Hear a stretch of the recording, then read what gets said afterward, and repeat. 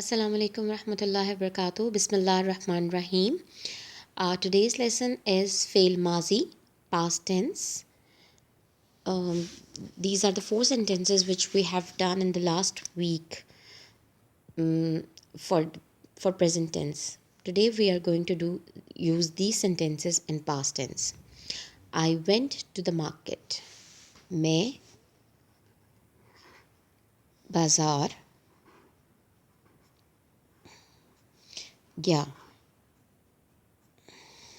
For the boy, for the girls, मैं बाजार गई. Children were playing in the garden. बच्चे बाग में खेल रहे थे. The girl was going to school. लड़की स्कूल जा रही थी. The boy was eating an ice cream. लड़का ice cream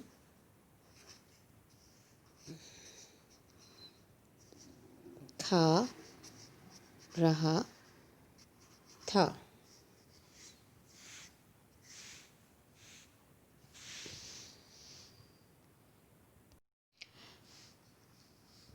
For was, we use tha, thi. Tha is for male and thi is for females, and the is for more than one.